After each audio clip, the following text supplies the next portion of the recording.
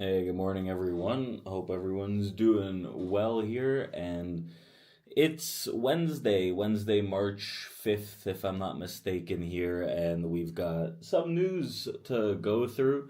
But overall, market sell side still intact. We're seeing pretty much every rally here get sold off. Yesterday, we had a pretty nice rally from lows that got easily disrupted towards the last hour of the trading session.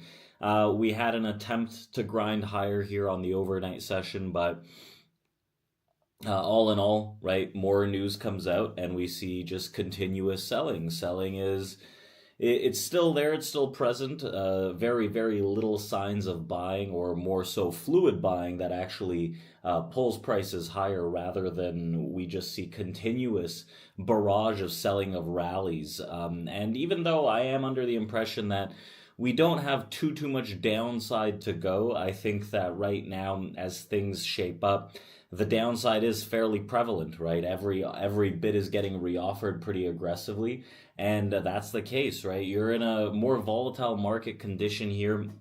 You've got potential concerns of GDP estimates. You've got potential concerns of trade wars, and it seemingly Trump doesn't really care if the market gets a more significant pullback amid all of this, right? There's going to be a press conference, I believe, today surrounding that tariff information, but even with the U.S. trade war, we saw that this happened in Trump's first term, specifically with China. It's still ongoing here. So China has it's stuck to its growth around 5% this year, as it resolves to meet difficulties head on. The country's premier Li Jiang, I think, I'm not sure, said, and also unveiled more stimulus measures to support the economy and called for a more proactive fiscal policy.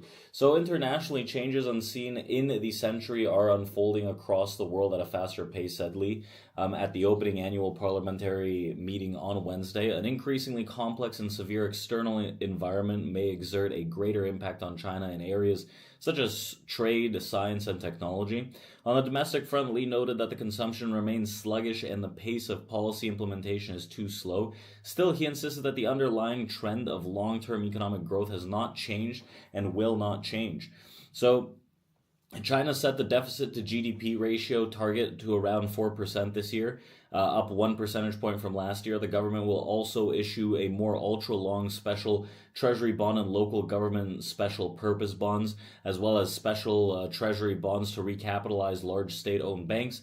And new government debt will total about 11.86 trillion yuan, so 1.63 trillion US dollars, to enable a notably higher level of spending this year. Various funds will be allocated more quickly to local governments to ensure that the actual spending begins as soon as possible, said Lee.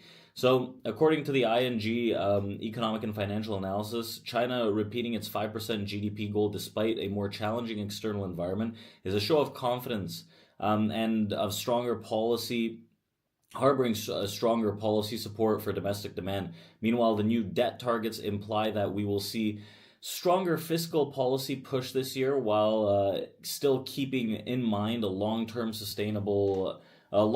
sustainability considerations.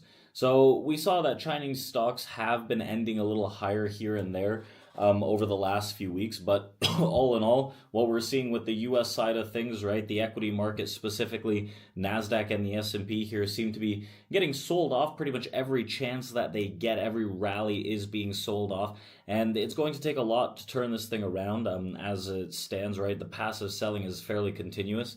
But we are in a position where we're starting to look at this, and there is some kind of bottoming that's shaping up, especially with these more aggressive pops from lows. Now, it's not to say that, this is the exact bottom, everything's going to turn from here. I think we're about 3-4% within a bottom, which is, again, pretty big of an estimate. But reality of the situation is we're in a volatile market condition right now where, excuse me, where as a day trader, right, it really serves you well to let things kind of settle down before we start to get very active on the day session. Keeping in mind where the biggest balances and areas of distribution are. That's what really keeps me on side. This morning we had some ADP non-farm employment changes, which came out drastically lower than expected. The actual figure was 77,000. The expectation was 141,000, while the previous was 186,000. So a very significant drop in that perspective as we're coming into we're coming into non-farm payroll numbers, which are on Friday, as well as Fed Chair Powell speaks on Friday. Today, we got a few data points. We got final services PMI, which is medium medium impact event. We have ISM services PMI at 10 a.m. and at 10 a.m. we have factory orders. So there is going to be some news this morning.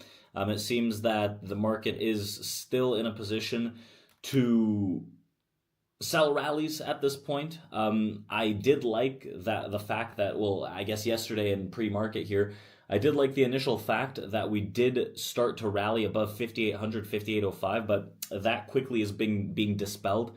There is the potential of a higher low here on the S&P at the auction top at 57.80, 57.75. But the way I see it is still very fragile. Yesterday was very fragile until we took a nice turning point into the afternoon. And realistically, the only positioning for me to be long is going to be above that 5,800 area on the S&P. Otherwise, it's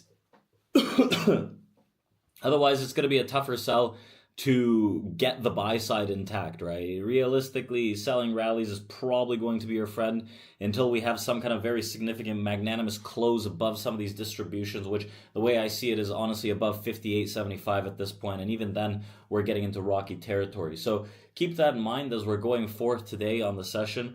Be very careful of the volatility, let things settle down, and I've been trading maybe once, twice a day after the first 30 minutes, even after the first hour of the trading session, letting things settle down and getting more information from that. So it's a tip, right? Don't get your ass handed to you within the first 10 minutes of volatility, especially in these higher volume opens, right? Today we have 375,000 contracts that have been traded. So let's see how things do shape up. We will chat about this tomorrow. We'll wrap up the middle of the week, and we're expecting, I believe, Trump, if I'm not mistaken, talking about tariffs today, so another important factor. So I hope everyone has a fantastic trading day. Keep it light, keep it slow, and remember, capital preservation in periods like this. There are a multitude of different traders, right? Some that love volatility, some that shy away from it, and those that need a little more acclimatizing to different market conditions. So keep that in mind, understand what kind of trader you are, and be very cautious in these not so typical environments. With that being said, remember to check out community.tradeproacademy.com. I'll see you guys in there.